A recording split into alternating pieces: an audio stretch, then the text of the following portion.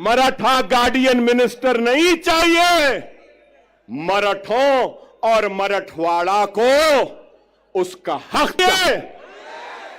सही है तो नारे तकबीर, नारे तकबीर, नारे तकबीर को लेंगे, मराठों को लेंगे, दलितों को लेंगे, एससीओ को लेंगे, एसटी को लेंगे, सबको लेंगे और मराठों और मराठवाड़ा के लिए हम लड़ेंगे।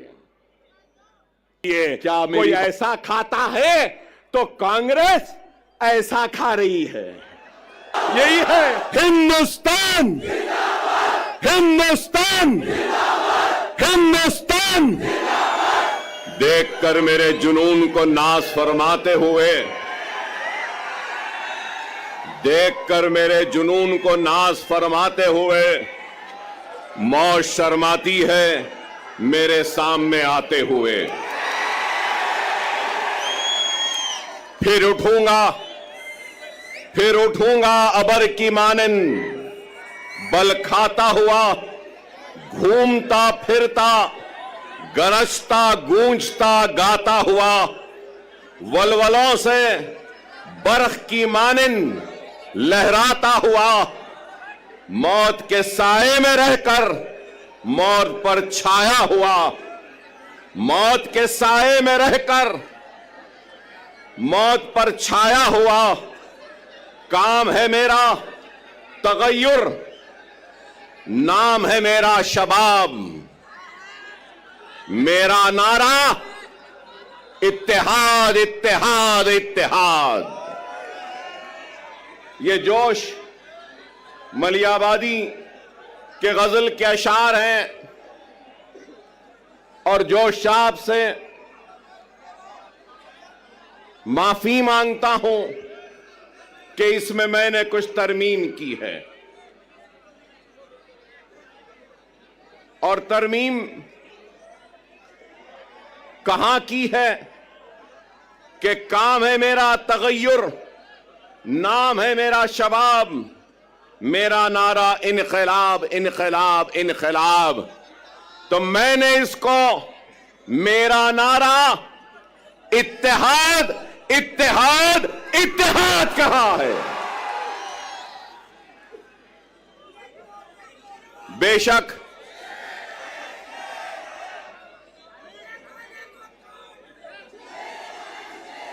माफ करना, मुझे यह नारा पसंद नहीं। मैं शेर नहीं हूं, मैं मोहम्मद मुस्तफा सल्लल्लाहु अलैहि वसल्लम का गुलामों के गुलामों के गुलामों के गुलामों के गुलामों के जूतियों का दूल हूं। मैं शेर ना हूं, ना मुझे शेर बनना है। 10 साल पहले भी अगर महाराष्ट्र का रुख किया था तो आपको शेर बनाने के लिए रुख किया था। क्या शेर बनना है? शेर बनना है आसान सा है। नमाज के पाबंद बन जाओ, कुरान को तर्जुमे से पढ़ो, सुन्नत रसूलुल्लाह को अपने जिंदगी का हिस्सा बना लो, यतीमों के सर पर हाथ रखो, बेवाओं की मदद करो, जुल्म के खिलाफ आवाज बुलंद करो और दुनिया तुम्हें शेर कह के पुकारेगी। आसान 10 साल पहले भी अगर आपके दरमियान में आया था तो इत्तेहाद के पैगाम को लेकर आया था। उस इत्तेहाद के जरिए नाइंसाफियों को इंसाफ में बदलना चाहता था, हक तलफी को हक में तब्दील करना चाहता था, नाइंसाफी को इंसाफ में बदलना चाहता था और हमारे वजूद के जरिए हमको खत्म करने वालों को यह पैगाम देना चाहता था कि यह मुल्क जितना माथे पे तिलक लगाने वाले का है, सर पे पगड़ी बांधने वाले का है, उतना ही यह मुल्क चेहरे पे दाढ़ी रखने और सर पे टोपी पहनने वाले का भी है। यही पैगाम था और यही कोशिश थी जिसको लेकर हम आगे बढ़े थे 2014 में। और उस 2014 में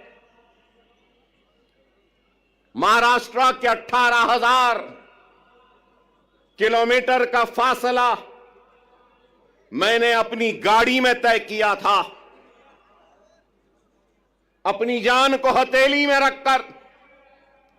डराया गया, धमकाया गया, लेकिन न डरे न घबराए, बेखौफ होकर बेबाकी के साथ इज़ारे हक को बयान किया और सिर्फ आपसे अगर इल्तिजा की, आपसे दरखास्त की और आपसे अगर गुजारिश की तो सिर्फ और सिर्फ इत्तेहाद, इत्तेहाद और इत्तेहाद कहा। मैं ये भी याद दिलाऊं कि अकबरुद्दीन ओवैसी 10 साल पहले भी अगर आया था तो इत्तेहाद के लिए आवाज को उठाई थी, दरखास्त की थी, तो अपने इस शेरवानी के दामन को फैलाकर अपने कलमगो भाइयों के सामने एक इत्तेहाद का भिखारी बनकर अपनी शेरवानी के इस टुकड़े को आगे बढ़ाया था और यही कहा था कि ये इत्तेहाद का भिखारी आया है, तुम अपने इत्तेहाद की खैरात मेरे दामन में डाल दो।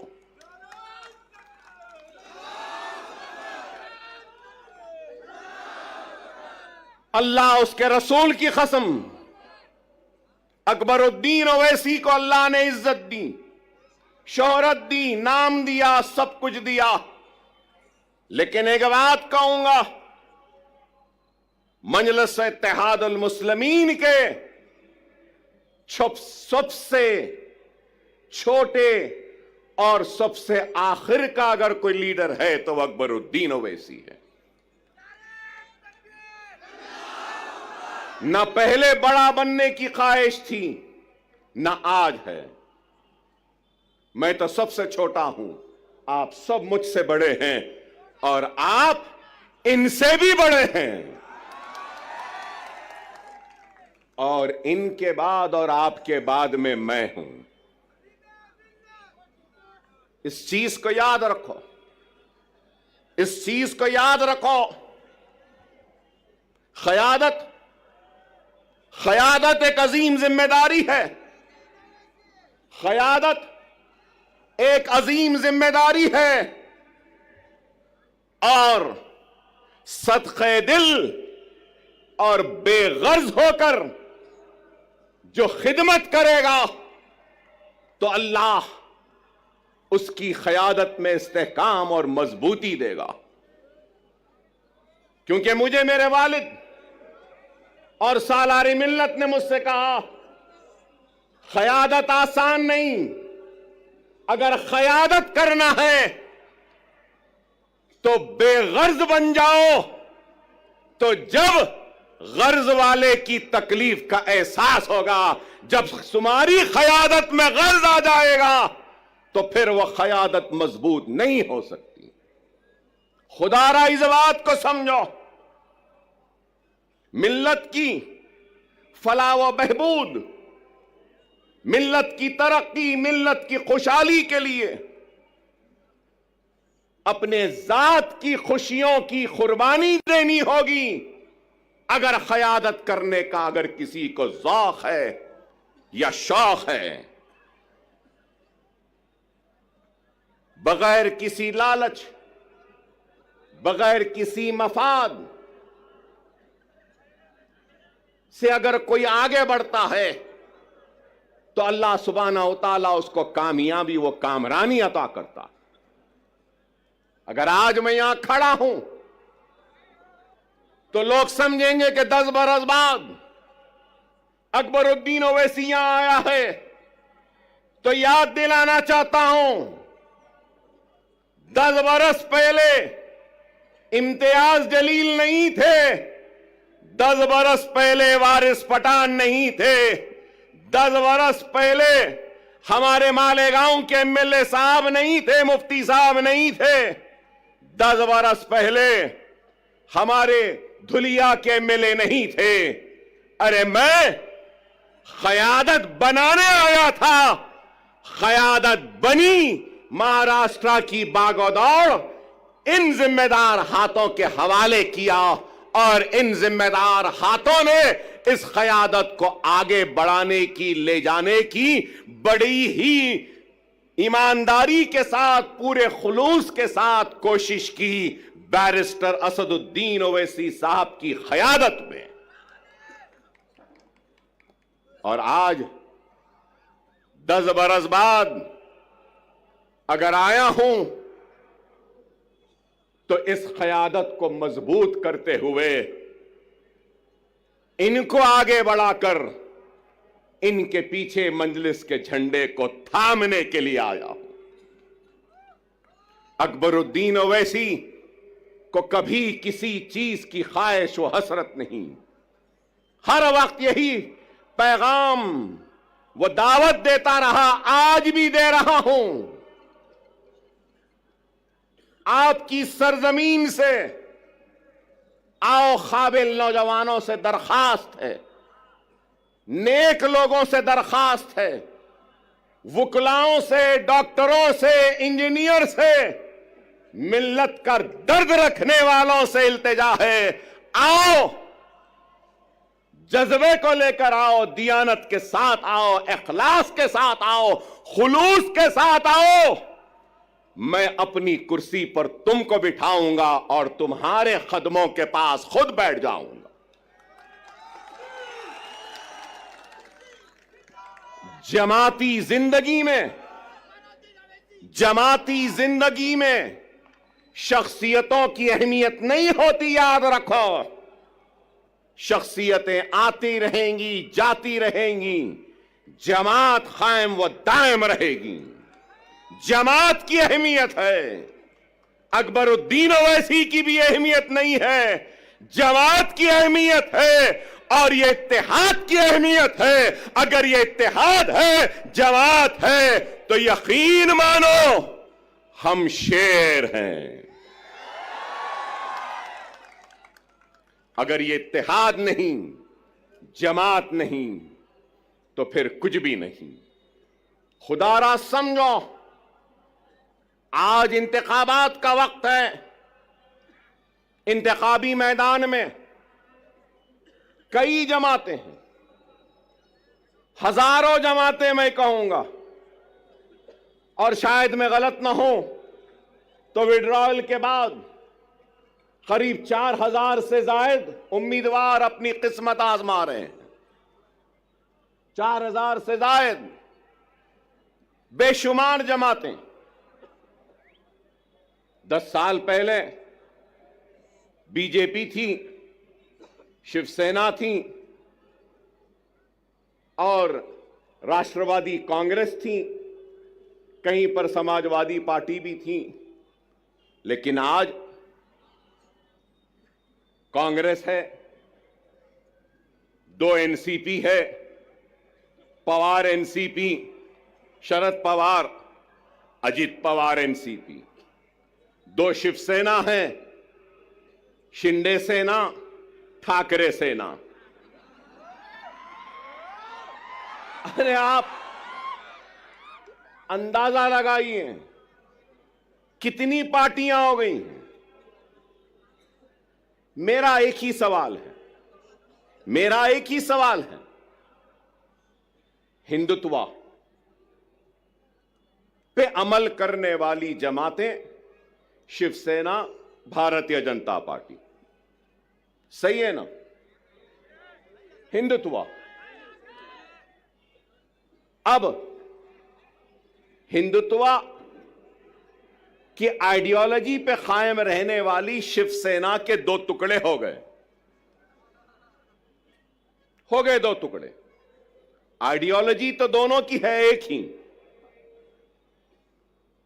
अब सवाल यह है कि कांग्रेस ने उद्धव ठाकरे से इत्तेहाद किया, पवार ने उद्धव ठाकरे से इत्तेहाद किया और एक 3 पार्टियों का एक गुट बना।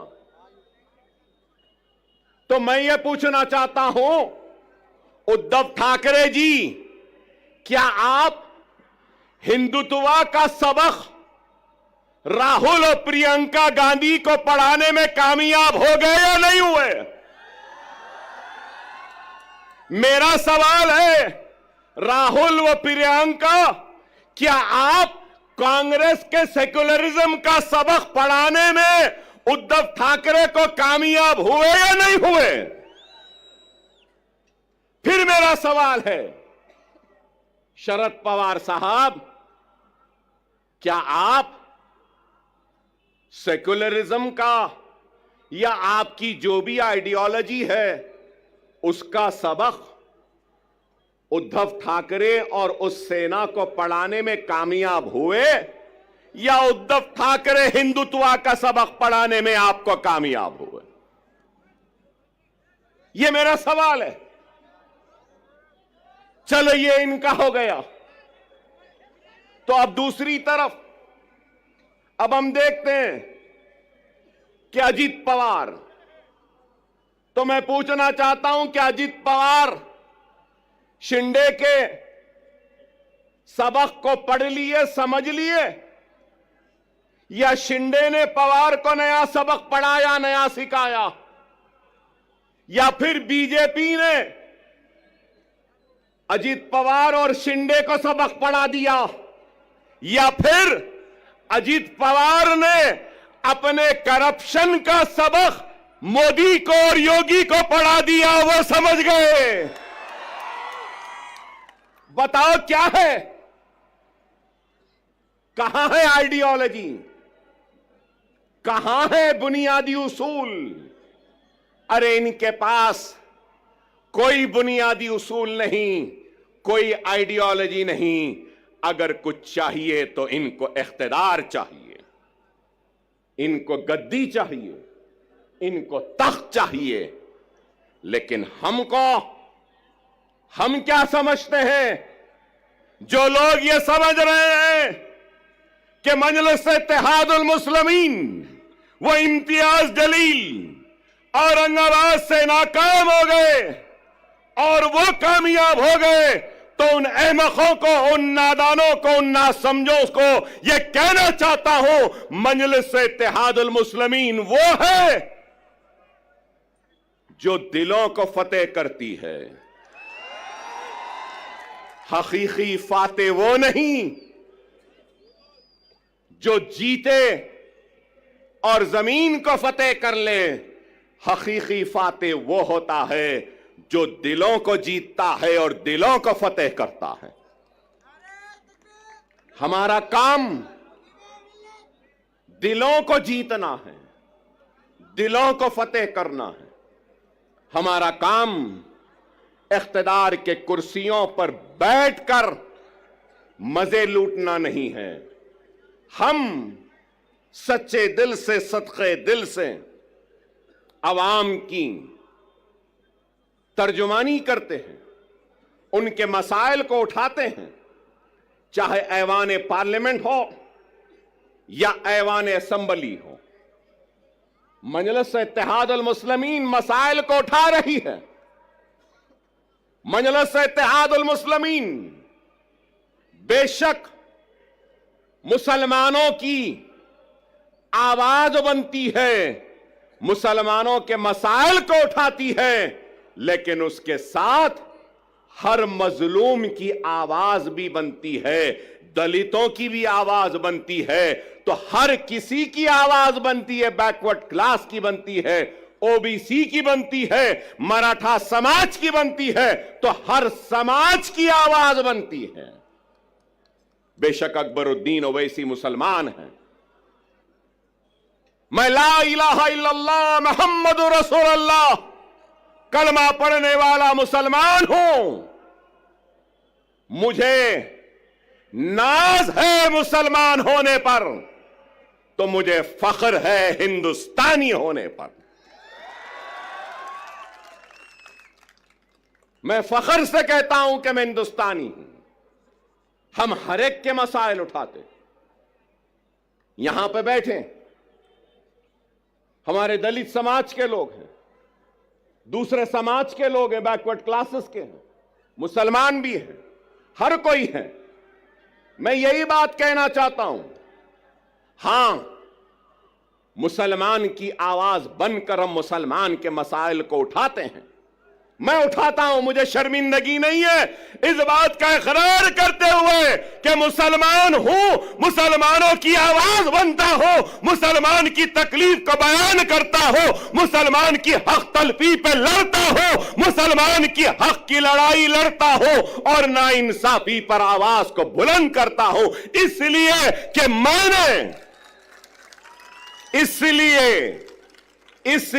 कि मैंने दस्तूर पर हल्फ लिया है, बहैसियत रुकने असम्बली अवामी नुमाइंदे मेरी जिम्मेदारी है कि मैं सबसे पीछे वाले को आगे लाऊं, पिछड़े हुए को ताकत दूं, कमजोर को खुवत दूं और जो आखिरी में है उसको आगे बढ़ाऊं। क्या लीडर की यह जिम्मेदारी नहीं?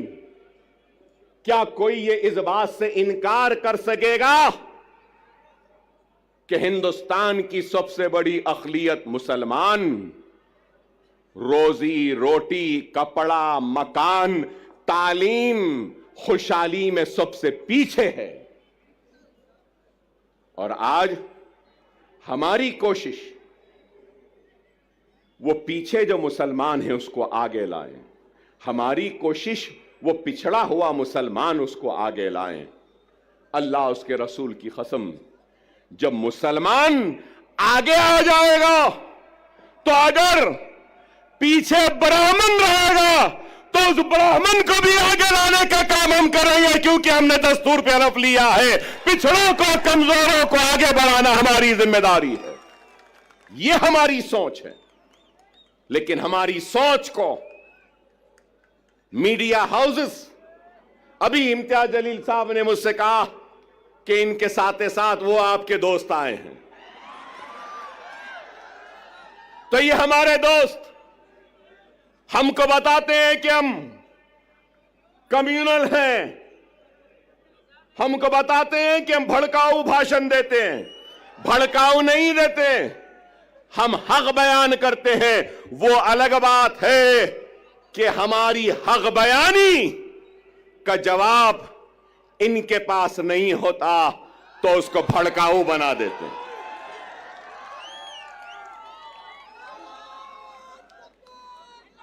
आज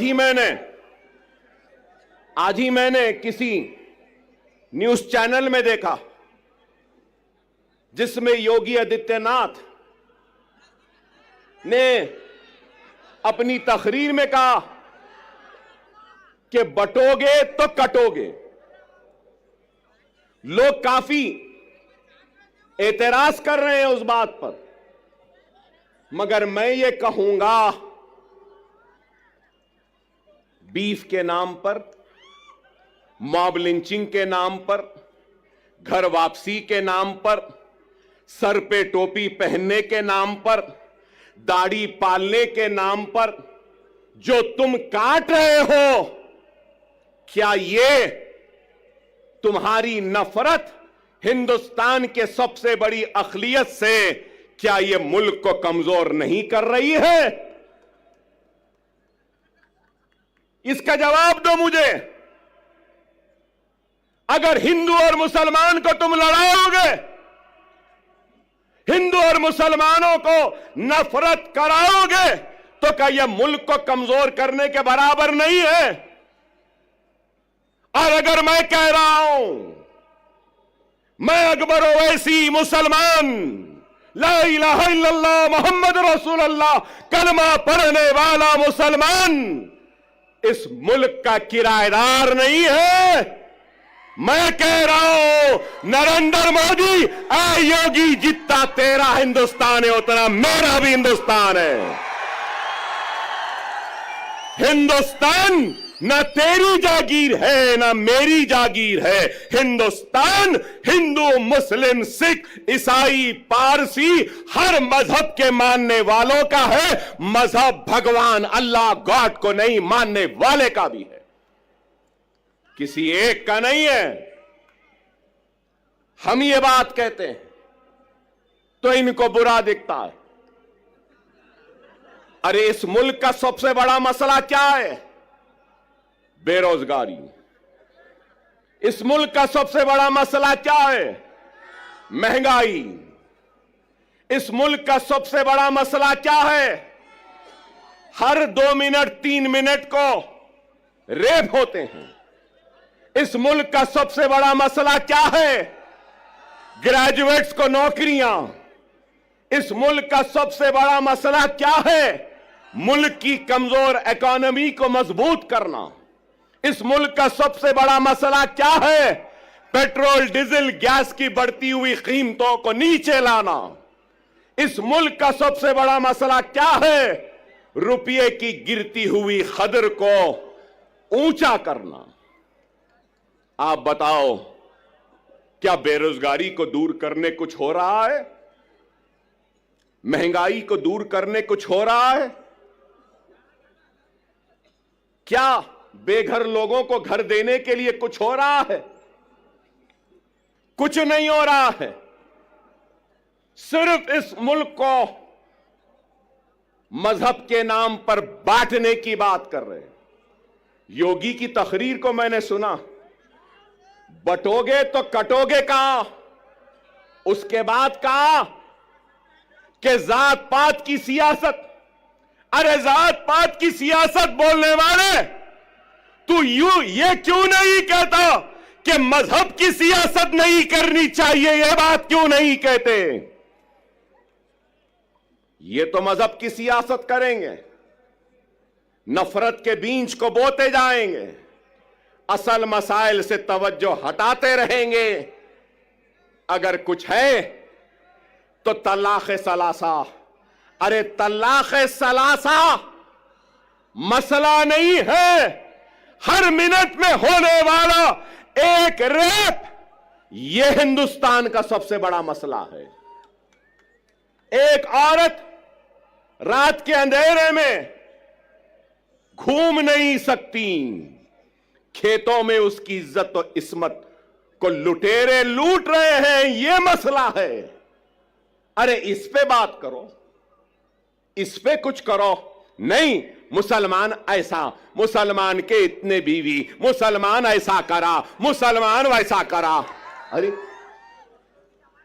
आप बताओ, तलाक सलासा हो गया, CAA NRC, CAA NRC. Parliament में थे इम्तियाज जलील साहब, हर मसले पर। अरे आप बताओ, आज मैं यहां खड़े होकर कह रहा हूं, जिम्मेदारी के साथ कह रहा हूं, मजलिस इत्तेहाद अल मुस्लिमीन के एक जिम्मेदार लीडर की हैसियत से कह रहा हूं और यह ऐलान कर रहा हूं कि मराठा समाज के लिए जो रिजर्वेशन की तहरीक चला रहे हैं, उनके लीडर, मैं उनसे कहूंगा, हमारा पूरा साथ आपके साथ है, हमारा पूरा ताउन आपके साथ है। हम पूरी कोशिश करेंगे, मगर उसके साथ ही साथ मैं ये भी कहूंगा, इत्तेहाद होता है ना, तो इत्तेहाद बैनुल मजलूमीन होना चाहिए। इत्तेहाद बैनुल मजलूमीन होना चाहिए। हिंदुस्तान में जुल्म का शिकार अगर कोई है तो वो मुसलमान है। हिंदुस्तान में जुल्म का शिकार अगर कोई है तो वो दलित है। हिंदुस्तान में जुल्म का शिकार अगर कोई है तो वो पसमानदा तबकात है। चलो आओ, मराठा, दलित और मुसलमान इत्तेहादुल बैनुल मजलूमीन बन जाते हैं और अपने जुल्म के खिलाफ आवाज को बुलंद करते हैं।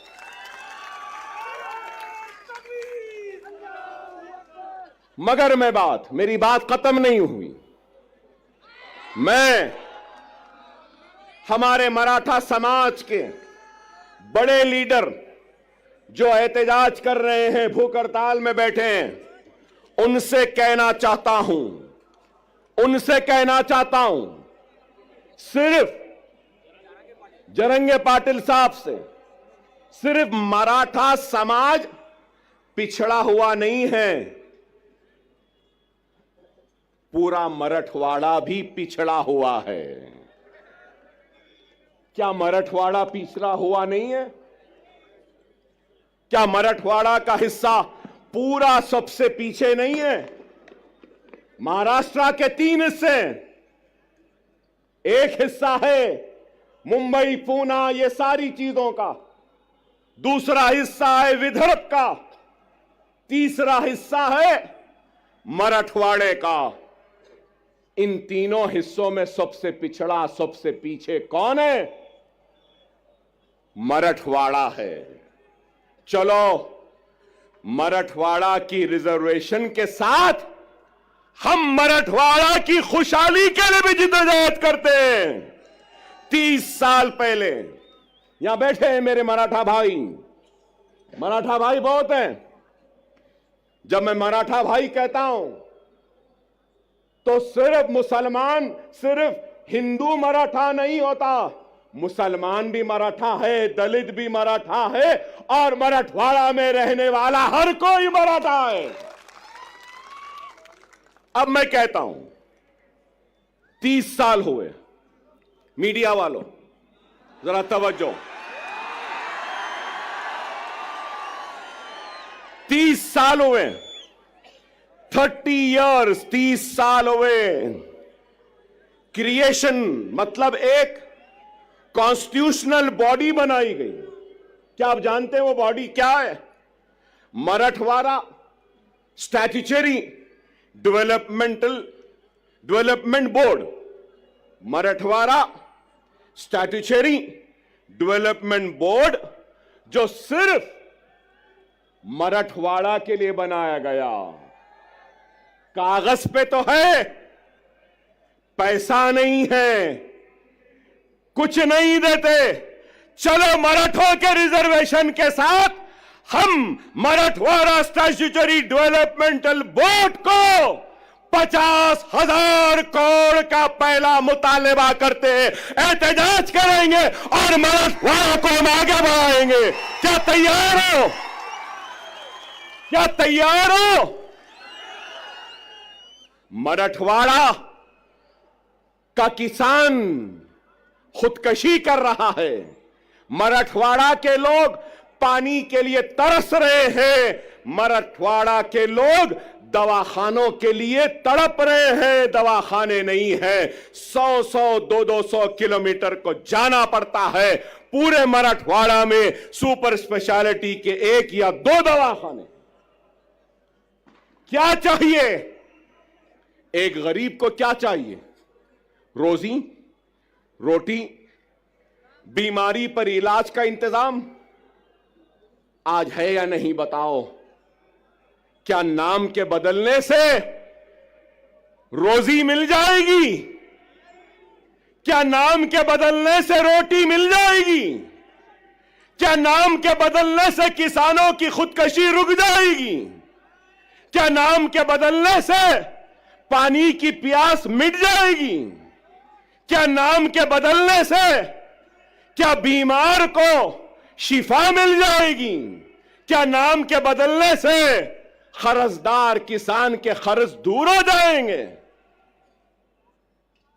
नाम में क्या रखा है? ए नाहेलो ना समझो, ऐ झूठो, ऐ बेमानो, काम करो, काम। क्या यह गलत है? नीति आयोग की रिपोर्ट उठाकर देख लीजिए मीडिया वालों। काबिल है, मुझसे काबिल, मुझसे पढ़े लिखे, मुझसे समझदार, मुझसे दूरअंदेश, मुझसे ज्यादा सोच फिक्र करने वाले, और मैं तो खुला कह रहा हूं, मोदी और योगी का मैं तो दुश्मन हूं, शायद आप उनके दोस्त हैं। बताओ उनको, जाकर बोलो नीति आयोग क्या कह रहा है। नीति आयोग की लेटेस्ट रिपोर्ट कह रही है, मेरे मराठा भाइयों, कि सबसे पिछड़ा हुआ जीएसडीपी कम है, रोजाना की कमाई, पानी नहीं मिल रहा है, बीमारी के लिए तड़प रहे हैं। नीति आयोग कह रहा है कि वो मराठवाड़ा का रीजन है। मैं इम्तियाज जलील साहब से भी कहूंगा, सीमांचल की तरक्की के लिए मजलिस लड़ रही है। आप पार्लियामेंट में थे तो आप भी लड़े, अब आप आओ, मैं भी आपके साथ हूं। हम मराठवाड़ा की खुशहाली व तरक्की के लिए लड़ेंगे। हम मराठों का साथ में लेंगे, मुसलमानों को लेंगे, हिंदुओं को लेंगे, मराठों को लेंगे, दलितों को लेंगे, एससीओ को लेंगे, एसटी को लेंगे, सबको लेंगे, और मराठों और मराठवाड़ा के लिए हम लड़ेंगे। क्या मेरी बात से आप राजी हैं? राजी हैं? मेरी बात सही है?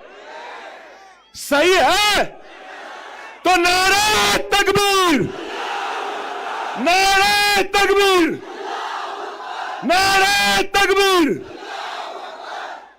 मराठा चीफ मिनिस्टर नहीं चाहिए, मराठवाड़ा में पानी चाहिए। मराठा मिनिस्टर नहीं चाहिए, मराठों को नौकरियां चाहिए। मराठा वो क्या कहते हैं, guardian minister, Maratha guardian minister नहीं चाहिए। मराठों और मराठवाड़ा को उसका हक चाहिए। ये हम चाहते हैं, ये हमारी सोच है, ये हमारी फिक्र है। मैंने आपसे पहले भी कहा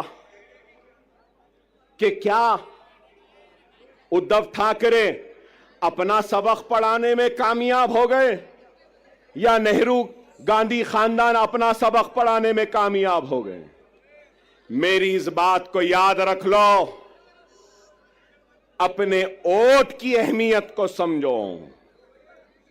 यहां मौजूद सारे लोगों से कहूंगा कि जमहूरियत के जश्न, ये इलेक्शन में तुम्हारी सबसे बड़ी अगर कोई ताकत है तो याद रखो, वो तुम्हारा वोट है। वोट का सही इस्तेमाल करो। अगर वोट का गलत इस्तेमाल करोगे तो नहीं मालूम कौन तुम्हारे वोट को ले जाकर हिंदुत्व के दामन में, उनके कदमों में डाल देगा। क्या गारंटी है? पूरी गारंटियों का दौर चल रहा है। हमारे पास भी 6 गारंटी आई, कर्नाटक में भी गारंटी आई, हरियाणा में भी गारंटी आई। मिस्टर मोदी ने कहा कि मोदी की गारंटी, वाह वाह, ठीक है भाई, वहां भी गारंटी, यहां भी गारंटी, इनकी भी गारंटी, उनकी भी गारंटी, चाय वाले की भी गारंटी। गारंटी तो है। लेकिन ये गारंटी है ना, ये यहां मौजूद ये लोगों का सवाल है, क्या शरद पवार गारंटी देंगे कि इलेक्शन के बाद आप मोदी के साथ नहीं जाएंगे? देंगे? क्या अजीत पवार साहब आप गारंटी देंगे कि इलेक्शन के बाद आप शरद पवार के पास दोबारा वापस नहीं जाएंगे? क्या उद्धव ठाकरे आप गारंटी देंगे कि इलेक्शन के बाद आप फिर चाय वाले के पास चाय की प्याली लेके नहीं जाएंगे?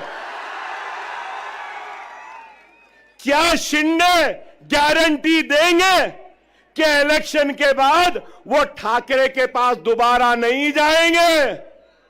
नेहरू और गांधी क्या इस बात की गारंटी देंगे कि वो कभी भी बीजेपी और मोदी के साथ नहीं जाएंगे, हिंदुत्व के साथ नहीं जाएंगे? अरे आज कांग्रेस का शिवसेना के साथ इत्तेहाद करना यह है, इस बात को बोलना है, इस बात को तस्लीम करना है कि हम हिंदू हैं, हिंदुत्व पॉलिटिक्स हम में है और हम हिंदुत्व पॉलिटिक्स को कबूल करते हैं। डायरेक्टली तो कबूल नहीं किए, इनडायरेक्टली कबूल कर लिए। कोई ऐसा खाता है तो कांग्रेस ऐसा खा रही है। यही है, यही है। समझो मेरी इस बात को। सियासी इस शोर और गुल में तुम्हारी आवाज गुम गई है। हर किसी की आवाज है। राव की आवाज है, रेड्डी की आवाज है, पाटिल की आवाज है, पटेल की आवाज है, गांधी की आवाज है, पवार की आवाज है, हर किसी की आवाज है। अगर आवाज नहीं है तो ला इलाहा इल्लल्लाह मुहम्मदुर रसूलुल्लाह कलमा पढ़ने वाले की आवाज नहीं है। और मैं इस सियासी शोर और गुल में नारे तकबीर अल्लाह अकबर की आवाज को फिजाओं में गुंजाने के लिए, जोरदार नारा लगाने के लिए आया हूं। अपनी जात के लिए नहीं आया हूं। मैं तुम्हारी इज्जत के लिए आया हूं, तुम्हारे वक़ार के लिए आया हूं, तुम्हारे वजूद का एहसास दिलाने के लिए आया हूं कि हम जिंदा हैं, हम मुर्दा कौम नहीं है। तुम जिंदा कौम हो। अगर तुम जिंदा कौम हो तो उठो, उठो, एक मरकज़े सियासी पे जमा हो जाओ। उठो और एक हो जाओ। अगर तुम एक नहीं होंगे तो याद रख लो तुम्हारा वजूद खतरे में है। यही जोश, यही वलवला, यही उठना 20 तारीख का दिन है। उठोगे ना? उठोगे ना?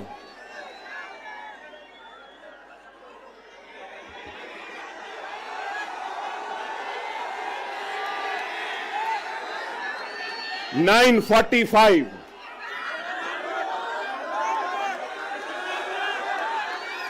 9:45 कैंपेनिंग का टाइम 10 बजे। अभी 15 मिनट बाकी है।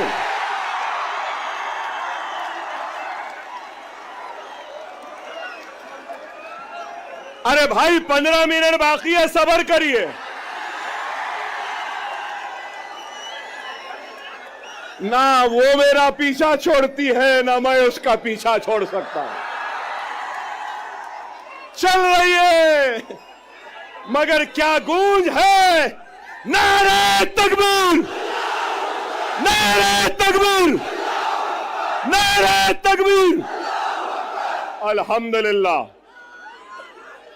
अल्हम्दुलिल्लाह। खुदारा मेरी बात को समझो, वक्त नाजुक है। हमारा सबसे अव्वलीन फरीजा क्या है? क्या है? महाराष्ट्र में बीजेपी और शिंदे सेना और अजीत पवार के हुकूमत को शिकस्त देना, हराना है। उसके साथ उसके साथ हमारी जिम्मेदारी है, जहां जहां हमारे नुमाइंदे हैं, हमको अपने नुमाइंदों को भी कामयाब करना है। मैं आपके जोश की कदर करता हूं, आपके जोश का एहतराम करता हूं। याद रखो, वो कौम जिसके पास सिर्फ जोश है और होश नहीं, तो वो कौम कामयाब नहीं होती। वही कौम कामयाब होती है जिस कौम के पास जोश भी होता है और होश भी होता है। थोड़ी देर है, सुन लें, अपनी बात को खत्म करूंगा। 12 मिनट हैं।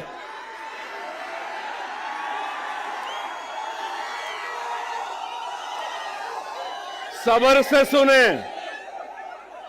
वक्त नाजुक है। मेरा पैगाम है तुमसे कि हिंदुस्तान के तुम किराएदार नहीं, तुम हिंदुस्तान के बराबर के शहरी हो और तुम्हारे हक की लड़ाई लड़ने के लिए आया हो। तुम्हारा ताउन चाहिए, तुम्हारी दुआएं चाहिए, तुम्हारा साथ चाहिए, तुम्हारा जोश साथ चाहिए, तुम्हारा होश चाहिए। क्या ताउन दोगे? क्या तुम्हारी ताकत दोगे? क्या तुम्हारा इत्तेहाद दोगे? अगर मैं आज इस आवाम से इत्तेहाद की अपील कर रहा हूं, तो मजलिस इत्तेहादुल मुस्लिमीन से किसी भी वजह से दूर होने वाले हर फर्द, हर मर्द, हर खवातीन, हर कायद से अपील करता हूं कि आओ, इस जमात में आ जाओ, वापिस आ जाओ। ये जमात तुम्हारी भी है, ये तुम्हारी थी, आओ।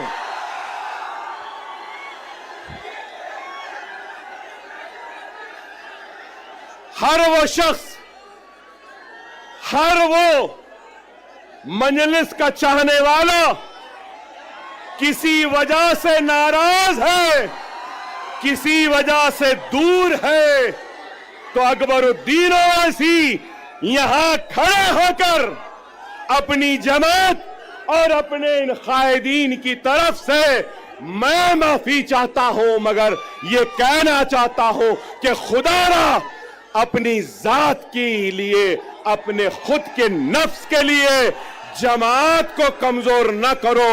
मैं नहीं रहूंगा, तुम नहीं रहोगे, लेकिन जमात कायम व दायम रहेगी। खुदारा, खुदारा आओ, हम अपने कुर्सियां तुमको देने तैयार। बहुत से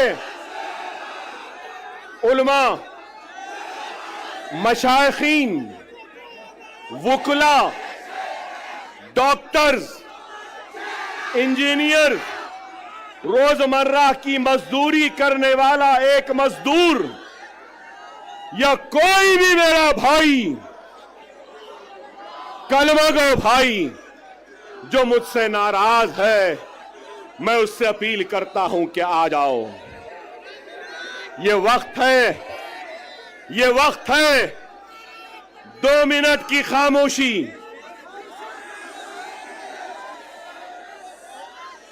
2 मिनट की खामोशी। मेरी बात को सुन लो। महाराष्ट्र की तारीख में ऐसा सुनहरा वक्त नहीं आया जो अब है। अगर हम मुनज़्ज़म, हम मुत्तहिद, हम एक, और अगर हमारे 10 एमएलए आ जाएंगे, ना ठाकरे, ना शिंदे, ना गांधी, ना पवार, हमारी मर्जी, हमारी इजाजत के बगैर कोई भी तख्त पे नहीं बैठ सकता। सुनहरा मौका है, समझो। तुम बादशाहगर हो। तुम क्या हो? बादशाहगर हो। जिसको चाहे तख्त पे बिठा सकते हो, जिसको चाहे तख्त पे औंधा लिटा सकते हो। समझो इस बात को। मैं किसी का नाम नहीं ले रहा हूं, मगर हर एक से अपील कर रहा हूं, आओ, ये तुम्हारी जमात है, ये तुम्हारी अपनी जमात है। अगर तुम, एक बात कहूंगा, एक बात कहूंगा, एक बात सुनो, सुनो मेरे भाई। एक बीज होता है ना, बीज, बीज को जमीन में बोते हैं ना, जमीन में बोने के बाद अपने पसीने से, अपने खून से उस जमीन को सेंचते हैं। वो बीज एक पौधे का शक्ल इख्तियार करती है। फिर उसके बाद वो पौधा एक दरख्त बनता है, और दरख्त बनने के बाद उस दरख्त में क्या आते हैं? फल आते हैं। फल। ये वक्त सुनो, ये वक्त सुनो। हमने बीज बोया, खून पसीने से सेंचा जमीन को, पौधा आया, झाड़ लगे, और वो झाड़ में आज फल है। ये फल खाने का वक्त है, फलदार दरख्त को काटने का वक्त नहीं है। खुदा इस बात को समझो। मेरे उलमा ये बात को समझिए, मेरे मशाइख इस बात को समझिए, मेरे डॉक्टर साहिबीन इस बात को समझिए, मेरे वकला साहिबीन समझिए, मेरे गरीब मुसलमान भाइयों इस बात को समझो। ये फल खाने का वक्त है, फलदार दरख्त को काटने का वक्त नहीं है। खुदारा एक हो जाओ। आपका जोश, आपकी बेचैनी है, नहीं तो बहुत सोच के आया था, जरा चाय चाय भी बोलूंगा, चाय वाले को भी बोलूंगा, मगर आप बोलने नहीं दिए। लेकिन ये जरूर है, अभी इम्तियाज जलील साहब बोले ना, अभी इम्तियाज जलील साहब बोले योगी आने वाला है। योगी, योगी तेरे आने के बाद अकबर भी आने वाला है। मोदी तेरे आने के बाद अकबर भी आने वाला है। हम जवाब देंगे, जिंदगी गुजर गई चाय बनाने में, लेकिन चाय क्या होती है, कैसी बनती है। चाय चाय, चाय की पत्ती, चाय की केतली, चाय का पानी, चाय का चूल्हा, चाय चाय चाय। हम बोलेंगे 20 तारीख को पतंग पतंग पतंग रहेगी। क्या रहेगी? पतंग रहेगी।